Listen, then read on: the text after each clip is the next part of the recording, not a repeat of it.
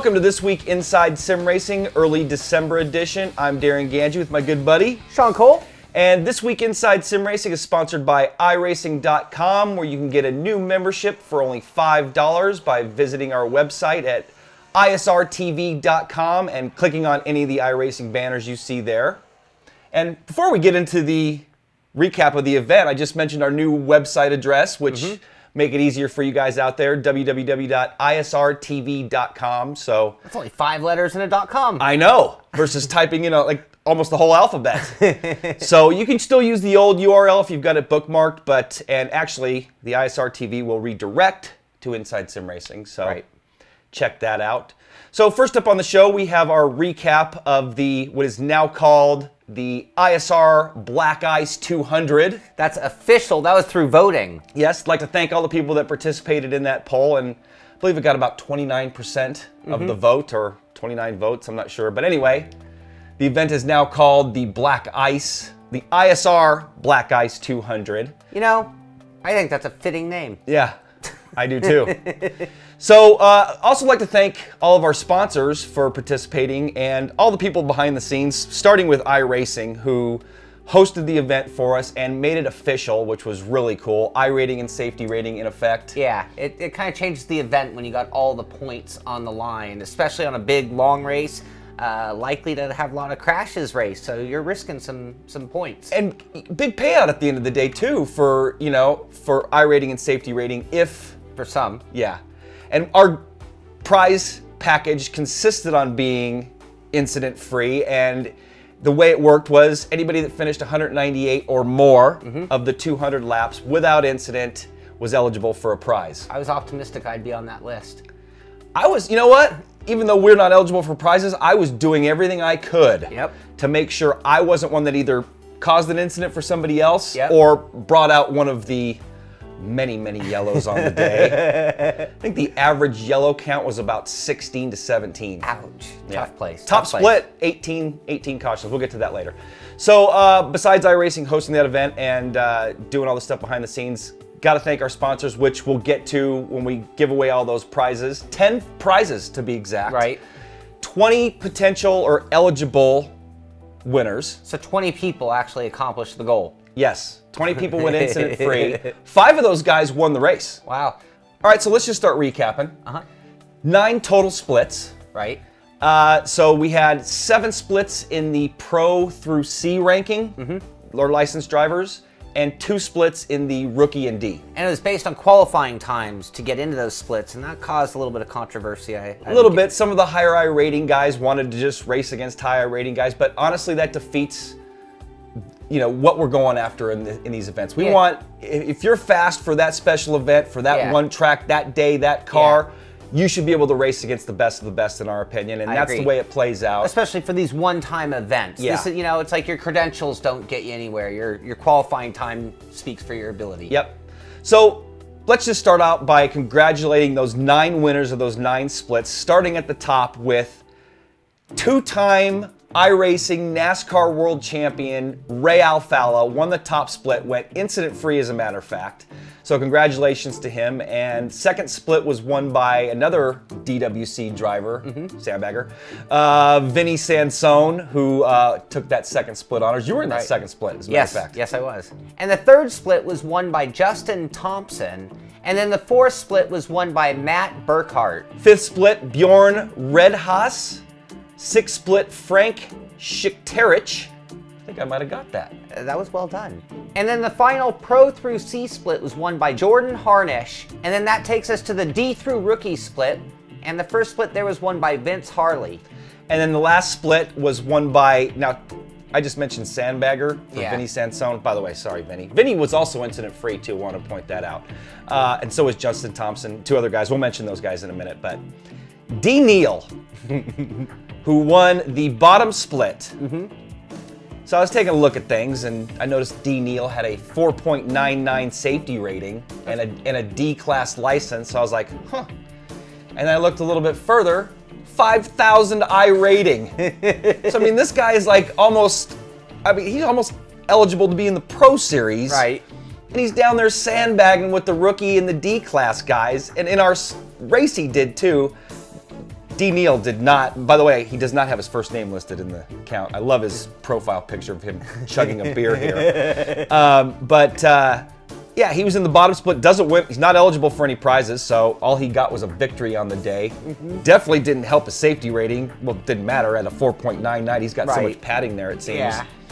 But, you know, D. Neal, I'm going to offer you for Christmas, I'm paying for this out of my own pocket, a C-Class car and 2 tracks. So I'll get the, you know, you can get the percentage discount, we'll work it out. But I will give you a gift certificate for Christmas for you to get your butt out of the D-Class and start racing against people at a higher level. It is time to step up, D. Neal. That's right. So those are all the winners of the 9 splits. Congratulations, guys. Thanks for showing up to our event and running. Hey, congratulations to all the top 3 in every split, because that was an accomplishment, man. Yeah. The Rock is tough. It was going to war. Yeah, it bit me, it bit you, and we'll tell you guys about how we got taken out in a little bit here. But so should we talk about the splits now and what happened? I got some stats. Yeah.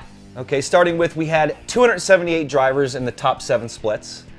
About 40 per split, so full fields, man. Yeah. It was crowded. Another thing that made it tough. The D and rookies had 61 drivers, so there was 31 in one and 30 in the other split. 20 total drivers today are eligible for prizes. One who we actually have to go back and look at, Jeremy Allen, who he said his contact was Phantom, which I believe, because I had some Phantom contact in that race too. So, so we're gonna double check his prize, and if not, we'll give it to somebody else later, because we're gonna pick names if he wins one. The drivers eligible only came from the Pro through C splits. Right. Every one of them, as a matter of fact.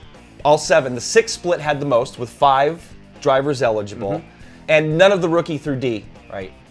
There was not one driver of those 61 that finished without incident. Right. There was one driver, who finished 2 laps down, 198 laps total, incident-free, Craig Capon, and he was in the 5th split, so that was kind of a cool deal that he just inched it out and was able to finish that race and without incident. So my question, running at the Rock, is it take running up front to become incident-free, or do you run incident-free to end up running up front? Because so many of the winners were the guys who were incident-free. Well, I got to tell you though, in that top split, and we'll talk about it, there was some incidents that took out drivers that could have beat Ray Alfala. Ray had contention all day from like 4 or 5 different guys. Every one of those guys could have won.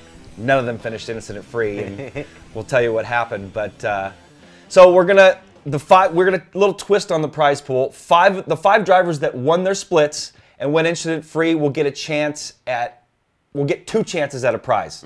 So their 5 names are in this bowl. We've got 5 pieces of paper in here with all 5 of those drivers. And they are Ray Alfala, Vinny Sansone, Justin Thompson, Bjorn Redhaas, and Jordan Harnish. So those 5 guys are going to be eligible for an extra prize. Should we just pick one of those guys now? Yeah, absolutely. All right, Sean, why don't you go ahead and pick. All right. And this is going to be the top prize we figured is the grandstand wheel stand. It had the most value, so the winner of the grandstand wheel stand, thanks to Bill Craig from grandstand.com, is Jordan Harnish. Jordan Harnish, the last split winner in the top. So Jordan, you get a grandstand wheel stand. Sean, can you grab that pad and write his name down, please? Hold on, Jordan's done. We got to take his name out. Sorry. The rest of the drivers back into this bowl. So now we got 19 drivers who are eligible to win a prize. And those 19 drivers are Ray Alfala, Stephen Moore, Vinny Sansone, Jeremy Vandekrat, Justin Thompson, James Hudson, Jonathan Cradle, Brandon Trost, David Lamb, and Bailey Malik. And then we mentioned Craig Capon, who was 2 laps down, incident-free. And the split that had the most winners, Bjorn Redhaas, Roger Seivert, Dan Ball, Eric Laval, and Logan Wicker. And in the final split, Plinio Ferrara and Kevin Enderman. Let's pick some prizes. I'm excited. Okay, all right, you want to just start grabbing and I'll write them, or you want me to grab them? Well, we can take turns. Yeah, I'll pick the first one since you picked the top winner. So this is going to be the winner of the GT Omega wheel stand. And you are Kevin Enderman. Kevin Enderman wins the GT Omega wheel stand. You can go to gtomegaracing.com, check one out. And next winner of the, what do we got next, Sean? Thrustmaster. Thrustmaster TH8 RS. Oh, Craig Capon. Craig Capon. 198 laps in 5th split. Congratulations, Craig. You get a Thrustmaster TH8 RS. By the way, all of you winners need to get us your mailing addresses, and you could email me at darren@insidesimracing.tv to take care of that. Actually, Sean, you get to pick the next one. This would be for the Derek Spear Track Boss. And this is going to go to... Go to DerekSpearDesigns.com to check out... Logan Wicker. Logan Wicker. Congratulations. By the way, all of the winners of every split will get a bumper sticker, Inside Sim Racing bumper sticker. So get us your mailing addresses for those too, and we'll get you those out. Go ahead and pick the next one, Sean. Should we do a Z1 Sim Dash or some iRacing? Let's do the Sim Dash. Okay. Sim Dashboard. The Z1 Sim Dashboard software goes to Ray Alfala. Ray Alfala! Congratulations, Ray. You get a copy of the Z1 Sim Dash, thanks to Russell Hodgson at z1simwheel.com. Now we've got 4 $50 iRacing gift certificates. Go ahead and pick one. All right. And the first one of those goes to Jeremy Allen. Jeremy Allen. Now we're going to double check that, Jeremy. If you caused that incident or were involved in an incident, we're going to give this to somebody else that we'll pick off camera. But we're going to take your word for it, Jeremy. All right. Another one of those? Yeah, my turn, I think. think. Yeah, go for it. Let's see, another $50 iRacing gift certificate winner, Eric Laval. Eric Laval. Whoops. Hey, if you plan your subscription right and do a Black Friday, you can get a whole year of iRacing. Yeah. You know, with that $50. Good call. Good call. 2 more of those to go. Okay, one more, and then you can pick the next one. Plinio Ferrara. Congratulations. I'm not going to say your name again. Sorry, bud, for butchering your name. Go ahead, Sean. And then the last one of the $50 gift certificates for iRacing goes to David Lamb. David Lamb, congratulations. And that leaves us 1 prize to go, which is the Best Buy gift card, which was donated, $40 Best Buy gift card. Thanks to Bill Craig from grandstand.com is, here, you can pick it, Sean. Best Buy gift card goes to Vinny Sansone. Vinny Sansone. Congratulations, Vinny won that second split. So hey, top 2 split winners won a prize. Sorry to the other guys who I will give them another mention really quick. Bailey Malik, Justin Thompson, Roger Seibert, Bjorn Redhaas, Stephen Moore, our buddy from back in California. Congratulations, Stephen. By the way, he finished like 6th in that top split. He had to work. He was strong that day, that incident. Yeah. Jonathan Cadell, Jeremy Vandecross, James Hudson, Dan Ball, and Brandon Trost. So congratulations, guys, for finishing incident-free. As a matter of fact, guys, any of you that get a hold of us and want a bumper sticker for that accomplishment, we'll go ahead and mail you guys out a bumper sticker. Absolutely. Think that's fair? Sure, sure.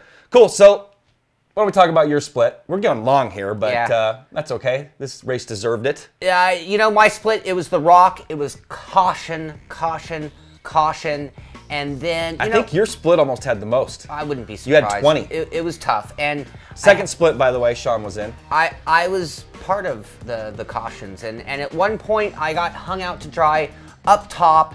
And I just couldn't get f***ing down no matter what I did. Did Kurt Busch just step into the studio? Yeah, you know what? That's the way my day went. Yeah, a little bit of Kurt Busch. I self-spun, which is like the most embarrassing thing, especially in an event of this magnitude. It just so ill-prepared. That's what it looks like when you can't control your own car. Yep. And you know, I was pissed. It was caution. Somebody got underneath me. I couldn't get down, and I just... This guy's just dropping the bombs. I just stayed on the throttle, and I went around, and here's the bad part, and where I'm embarrassed. Like at least 2 or 3 guys piled into me, and I'm sorry. So you ruined their incident-free day. Yeah, yeah, and my engine popped, so it was like I was just done on the spot right there. And yeah, I watched the end of the race, and I watched your guys' split, which is pretty entertaining, and that was fun, but not a great day for me. Mine wasn't too much better. I was in the top split and qualified at the back. Had a decent qualifying run. I'd like to thank John Paquin for hooking us up with a setup. We had one that was a little bit better than the public one that was posted by John. And so thanks, John, for hooking us up with that. Got me a 23-3 and made that top split. Actually, I would have made the top split even if everybody showed up, I think, and we had full fields. But I started like 35th out of 40 guys and just held on as best I could in the first 20. Struggled, as a matter of fact. Bounced around a little bit. Finally got into where I thought I was going to settle in, and then got run down by a couple guys and was letting them by, exiting 2 at about lap 20. We had a great start, by the way. First 20 laps, incident free. Oh, wow. Caution free. Wow. Until I thought I brought out the caution, but guy Dan Mishler, I was letting him by, and we were exiting 2, and he clipped my left front. I got his right rear, and then I went spinning off, tried to hold on to it, and I didn't bring out the yellow. I thought I did, but a guy, I think Lee Ball, like a lap later, he spun, brought out the yellow, and I was like, I felt so bad. I thought I was on the broadcast and everything. I go back and watch the broadcast. By the way, thanks to ETV Live for an awesome, awesome broadcast. I didn't mention that at the top of this, but they did a really stand-up, kick-ass job, and really looking forward to working with them in the future. But I thought for sure they would have caught that on the replay, but they didn't. So, so that ended my day, and so I just actually sat and kind of adminned the top split and took notes of what was going on, and so that was the first caution basically at lap 21, and then it seemed we had, you know, cautions breed cautions. And we had a few, and then we'd have a run. And then we'd have a few, and then we'd have a run. So we had like a 35 lap run at one point, a 20 plus run, you know. And the bottom line, I mentioned it earlier, Ray Alfala was up front pretty much all day, won the race. But his first guy to give him a little trouble was the number 4, and I can't think of his name. This was weird too. Under caution, the dude was sitting at the start-finish line, let the whole field go. Like he was going to go to the bathroom or something. Comes back and catches back to his spot. And then wrecks. Takes out some good contenders. He damaged some good contenders in that. So I don't know what that guy's deal was. So yeah, then fast forwarding a little bit because it was just, you know, lots of action. About lap 123.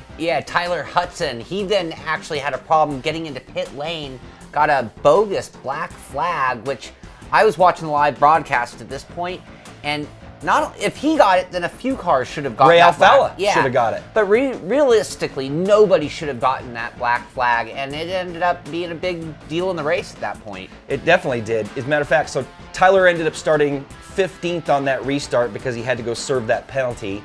And Tyler Hudson, longtime sim racer. I've been sim racing against him, Scott, forever, a long time. And he came and he was on a charge from 15th all the way to 7th when the next caution flew. And then everybody came in, pitted. He took 2 tires back up front.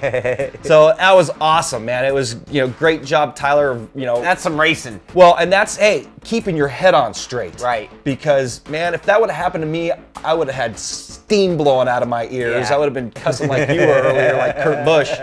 So anyway, that was one of the guys that was battling Ray pretty much all day long. Tyler was in it, you know, in it to win it. But he had a few guys challenging him, didn't he? Yep. And then on lap 145, another one of the front runners, Byron Daly, he lost the handle while running 3rd and took a bunch of the top cars with him. So these were a few of the other guys who were challenging Ray throughout the day, all kind of taken out a little bit right there. And then this one really, these late race cautions really got under my skin, and I'm gonna say this guy's name.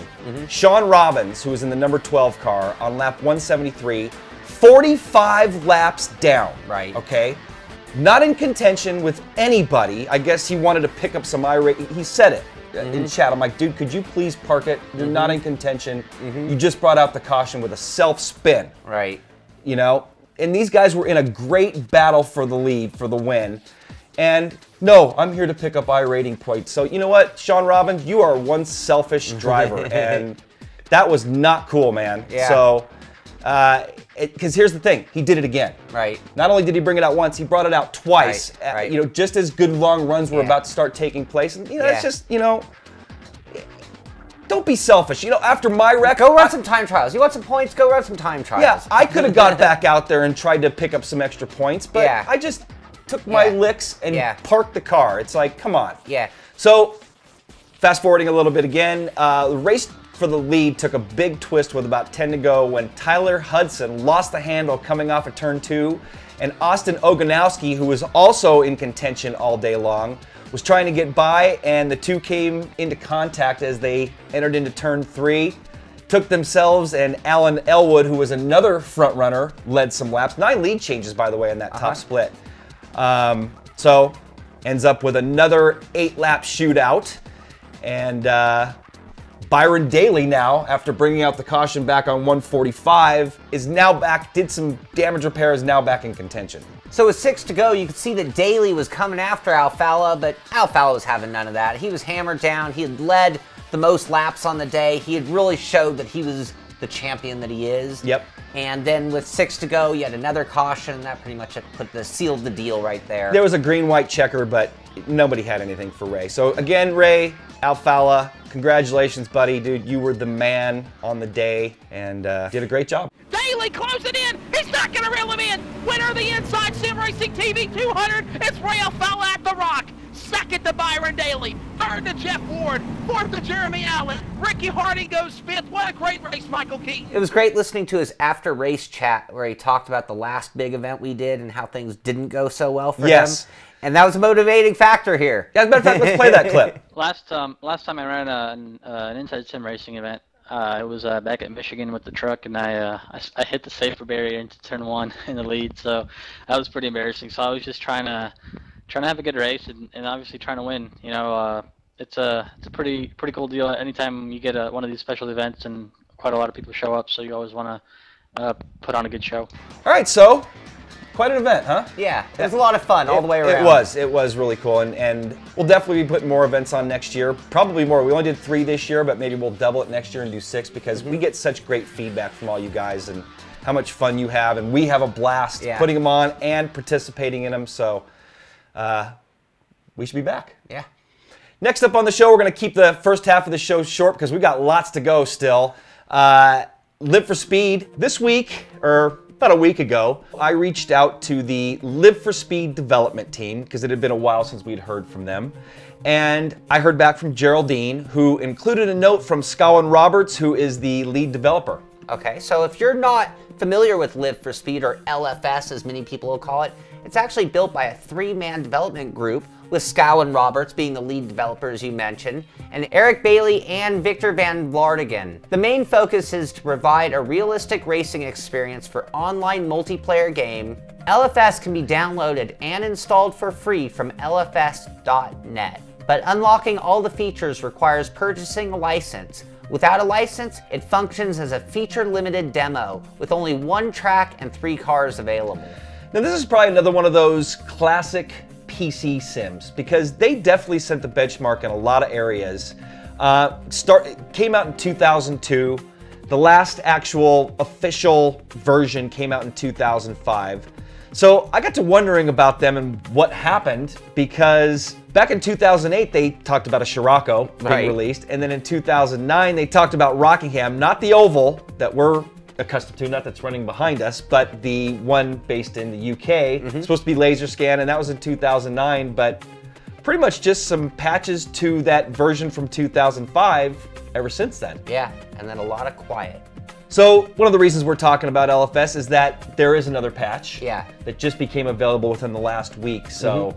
And that patch addresses some security issues that have been discovered, where hackers were exploiting a vulnerability in the netcode as well as a few other items. Now there was a tidbit of info in that email from Scowen about an S3 version of the game. Yep. And that he's actually, well, his exact quote is, the tire physics are still in development and they are working on new content for the S3 version. Yeah, so that's pretty cool to hear that they are looking forward to that. So I dug a little bit deeper, haven't heard back from them yet, but I asked, is it going to be available in 2013? Because I don't see it being available by the end of this year. And how do they think it's going to hold up against the current generation of Sims? You know, iRacing has now gone to 64-bit DX11, Assetto Corsa around the corner, Project Cars, R Factor 2. How is it going to hold up? So I asked, hopefully we'll hear back from them and we'll be able to to tell you what they say. And if and when we hear more from the Live for Speed team, we will let you know here, and I can't wait to hear what they have to say to that. Me too. Hopefully they'll answer some of those questions that I asked, and looking forward to getting that sim back in the in the mix. It was always one of the best, and if they can kind of update to that level, they're going to be one of the best again, I'm sure. Yep. So next up on the show, we're going to focus back on SimBin's RaceRoom experience, and they've now gone open beta. The first beta release adds the Autodromo International du Algarve, also known as Portimao. I probably messed both of those up, actually. I'm sure you did. The famous Hockenheim Ring and the Lakeview Hill Climb, together with new car models, the Judd, the Canard, and the DMD P20, and more content to follow shortly. Yep. Now, SimBin has started to send out activation codes, so if you haven't got one yet, you should be getting one soon. If you haven't signed up, you still can. And the way you can, one of the easiest ways is if you've already got the RaceRoom experience, the one that you get for free on Steam, in there you can apply for the beta. So there's one way you can go to their website to apply. So still a chance to get involved if you want to help them improve and develop that sim. So check it out if you haven't yet. Next up on the show, a few weeks back we talked about the NASCAR iRacing World Champion, actually back-to-back champion, Ray Alfala. And I'm friends with Ray on Facebook, and I gotta say, man, I'm pretty jealous. Pretty jealous is right. He posted some pics of, first of all, this cool hardware that he got. And man, he got a ring, a cool trophy, big fat $10,500 check that he gets to hang on his wall, plus I'm sure the real one that he took to the bank. But looks like Ray had a really good time down at Homestead. Yeah, now he's kind of like Happy Gilmore running around with multiple giant checks, huh? Yeah, exactly. Where do I cash this?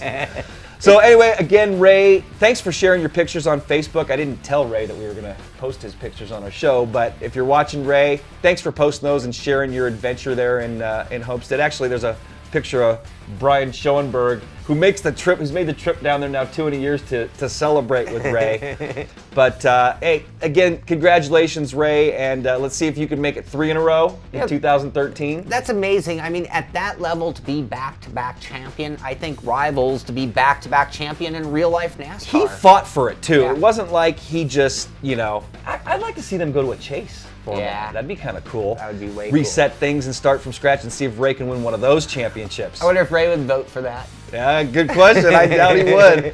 Anyway, again, congratulations, Ray, and good luck in 2013. I want to congratulate our driver again, Michael Conti, who gave him a run for his money all the way through the season. So yeah, good luck in 2013, guys. We'll be watching and cheering you on, and that's going to wrap up the first half of the show. Stay tuned for the second half. We have some really cool stuff. We have this just incredible sim rig of the week. We also have the ghetto rig of the week. A couple more things. Stay tuned. We'll have them for you when we come back. Tamiya's extensive lineup of radio-controlled vehicles provides hobbyists with the joy of running exact replicas of their favorite car, tank, or off-road vehicle. Another attraction of these vehicles is their use of high-grade materials, such as nylon resin, carbon fiber, and polycarbonate. With precise mechanical systems, the maintenance and adjustment of the various components, as well as performance upgrading with optional parts, allows for truly competitive racing. For more information about Tamiya, visit us at www.tamiyausa.com. Peggy 3. What makes a driver a champion? Determination, speed, courage. There are many drivers with these qualities, but they're not always enough to make a champion. A champion needs something more. When you push yourself to the limits, there is only one thing that can really make the difference: control.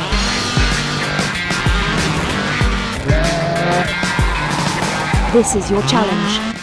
This is WRC3. Welcome back to the show, and now it's time for Sim Rig of the Week, sponsored by Tamiya USA. To check out the finest models and RC cars in the world, go to TamiyaUSA.com. And this week's Sim Rig has got to be one of the best of all time, or at least the most attention to detail of all time. Probably the most time spent just to play one game. Yes, absolutely. I mean, on a rig, on a custom build. And as a matter of fact, that game is Gran Turismo, and you can see he has taken this to a higher level when it comes to building a rig. This guy is a Gran Turismo freak. I mean, it'd be one thing to build this. Hey, you know what? Props to this guy, first of all. And this is a really cool setup because he goes through his build to an extent.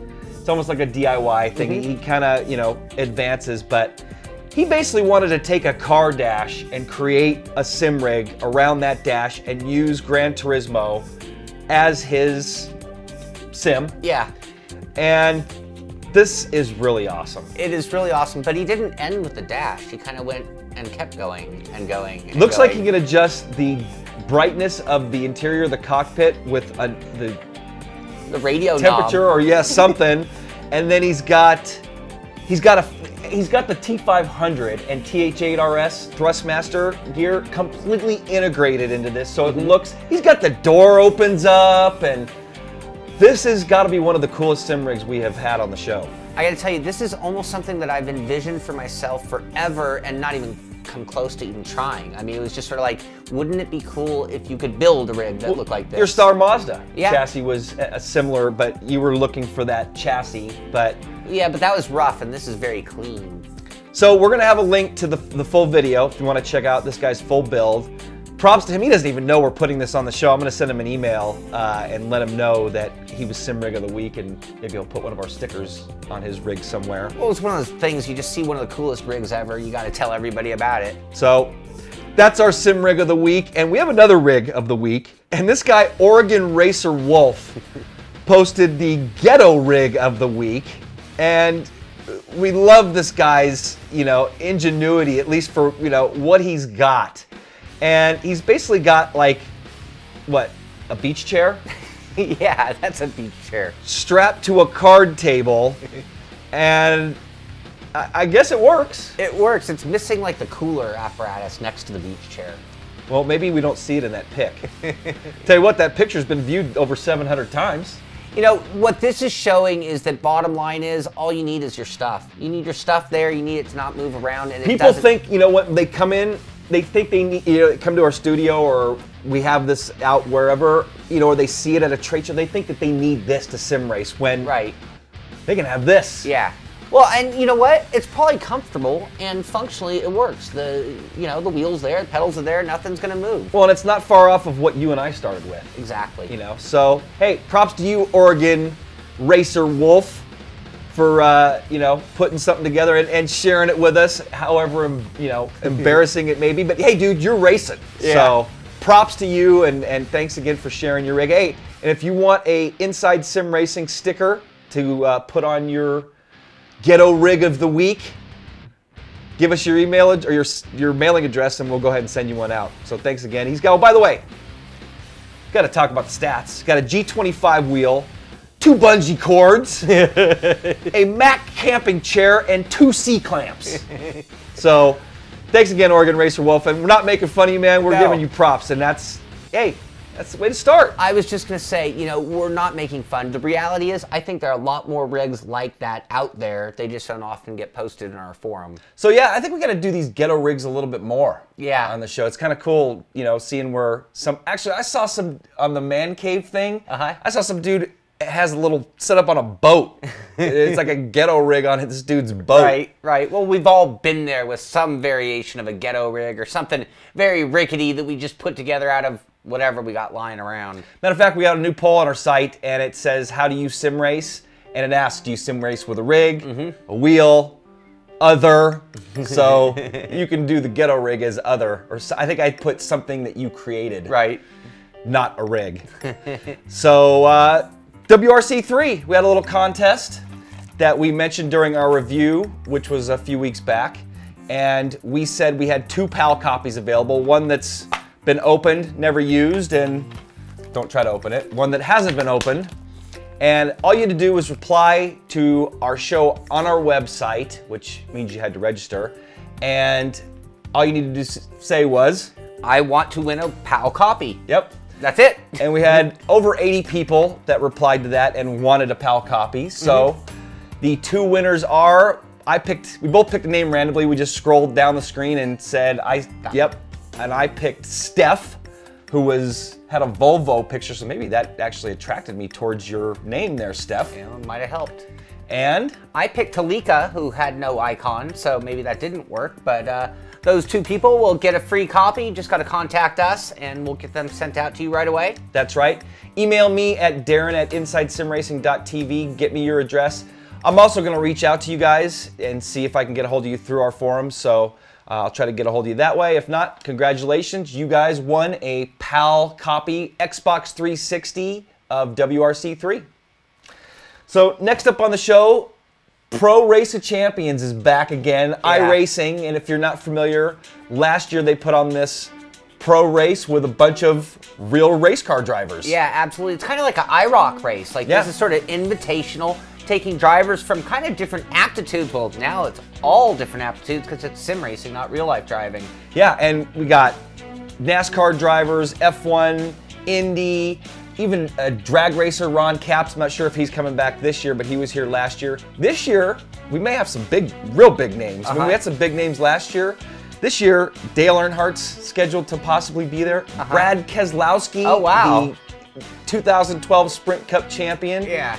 So it's going to be this December 12th at 8 p.m. Eastern time. So get out your world clock converters if you're not sure. If you're not in the U.S., you're not sure what time that is. And I'm going to be in the booth with Tim Terry and Chris Hall. Right. Going to be live on PSR TV. I'm going to be watching it because it's going to be entertaining. I mean, very. This is one of those things, you know, you think about real life drivers and it's like, normally they live their lives under contractual obligations. And this is a free-for-all, and I think that there's a lot of stake at it for these drivers in winning this. A lot of pride being that, like, off-normal champion. What was Alex Gurney's quote? Yeah, he's gonna, I can't remember but yeah, he was gonna beat him up. Yeah, he wants to kick some ass. So, you know, and that's, hey, this is a great way for these guys to blow off a little steam. Yeah. No, you know, I'm sure their sponsors obviously don't mind because they can't get hurt. Right. So, and their team owners. So, it's gonna be a lot of fun. I'd love to see more of this. Yeah. More big names, you know, coming in to do some sim racing. And just like last year, they're going to do both a road and an oval in the Miata and the truck. Where are they running this year, though? Laguna Seca for the on the road side, and then Iowa in the trucks. Fixed setups on both sides. Winner of the race or the whole thing gets $2,500 to their favorite charity. Oh, cool. So that's really cool. So make sure to tune in. You go to iRacing.com. You don't have to be a member, but you can watch that great event. That's going to be cool. It is. I'm really looking forward to it. We're going to have a post-race recap here on our show, too. So stay tuned to isrtv.com for that. And last up on the show, something really cool came in the mail. And Christmas presents. Christmas presents for Sean and I. And we'd like to thank Andrew Clark for hooking us up with these two cool die-cast cars and sent us a little letter basically thanking us for everything that we do, you know, in sim racing. It was a cool letter to get along with it, yeah. Yeah, and wanted to have, you know, a studio/Christmas gift in his appreciation, you know, for his appreciation of what we do. And I guess he had to get with a friend of his, Ted Kral, who's a big die-cast collector, and I had to buy these off of Ted. Right. So I'd imagine these weren't cheap either, because I got the Bobby Labonte. I'm a baseball fan too, Andrew, so thank you so much. And funny thing is, I was a huge fan of Bobby Labonte. Right. Back, I had a Bobby Labonte hat and shirt.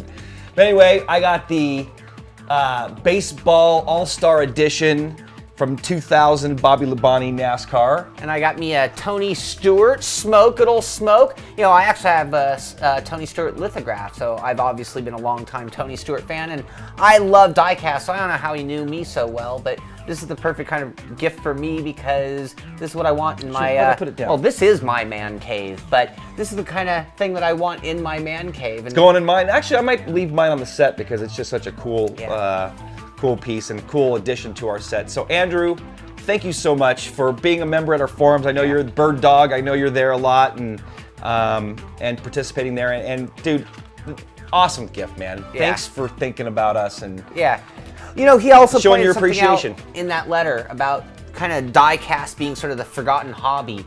But it's like, you know, that's the perfect thing to put next to your sim rig when you're getting geared up. It's like, you know, show your favorite driver a little... You know, when we have our platforms like this, you can even put it on a platform rig. Exactly. You can't see it out of the shop there. But or across the top of the monitors. Anyway, very racy and perfect. Thank you very much. Thank you very much, Andrew. So that's going to wrap up this edition of This Week Inside Sim Racing, early December. And visit our new URL, isrtv.com. Like us on Facebook, facebook.com/Inside Sim Racing, twitter.com. You know, keep up with our tweets. Tweet back to us, /Inside Sim Racing. A lot more activity on both of those sites. So we're trying to do. Out. Yeah. So that's going to wrap it up, Sean. For Sean Cole, I'm Darren Ganji. We'll see you guys next time. Racing rigs provided by RSeat. Go to rseat.net.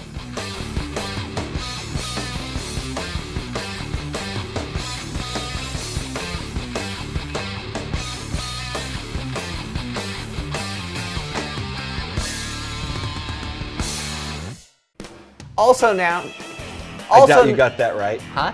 I said I doubt. Yeah. Say that again. Just say it again. Okay. Is that the L or J? The I-34 Looks Judd. like the 134. I didn't change any of that. Well, Forget it. I'll do it. No, go ahead. 3.